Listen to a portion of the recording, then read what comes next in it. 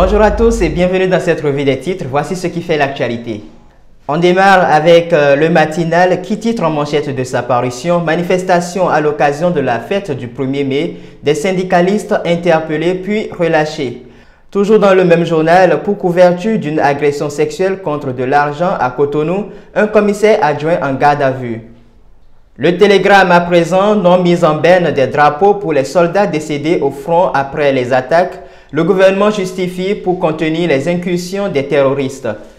Appel sur l'affaire des 17 millions de francs CFA volés à un cybercriminel. La peine de l'ex-commissaire adjoint de Calavi a été réduite à 5 ans de prison ferme, nous informe le journal.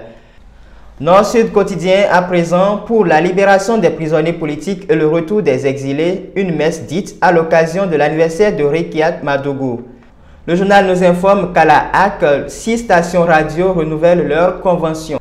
On enchaîne avec Quotidien Le Meilleur, lutte contre l'extrémisme et les dérives numériques. Wilfried Léandre Humbedji met en garde les administrateurs des médias en ligne face à la propagande terroriste. Conseil municipal de Parakou, le maire Inoussa Chabizime préside la deuxième session ordinaire de l'année 2025, nous informe le journal. 20e tour cycliste international du Bénin, la population invitée à la place de l'Amazone à Cotonou samedi et dimanche, titre les 4 vérités en manchette de sa parution. 4e édition du Festival international des arts du Bénin, le FINAB lance officiellement l'appel à candidature.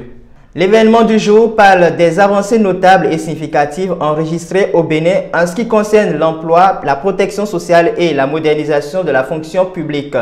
Dans le même journal, Fête du travail au Bénin, Véronique Tonyi-Fodé invite les enseignants du secondaire à redoubler d'ardeur. L'informateur parle aussi des manifestations pour la célébration du 1er mai, interpellation puis relax de syndicalistes. Le même journal nous informe que le Gabon a réintégré l'Union africaine.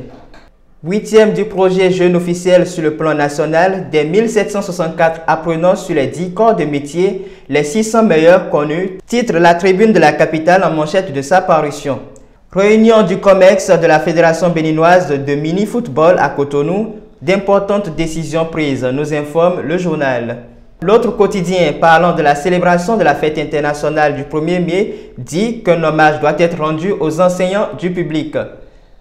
Promotion de l'excellence au Bénin, la SB2E distinguée pour la qualité de ses services, nous informe le journal. Libération à présent, célébration de la fête du 1er mai toujours, l'engagement du gouvernement envers les travailleurs réaffirmé, des progrès réalisés et des défis pour améliorer les conditions de vie des travailleurs. Le journal parle également du rappel de la HAC aux professionnels des médias en ce qui concerne la mise à jour du fichier des détenteurs de cartes de presse.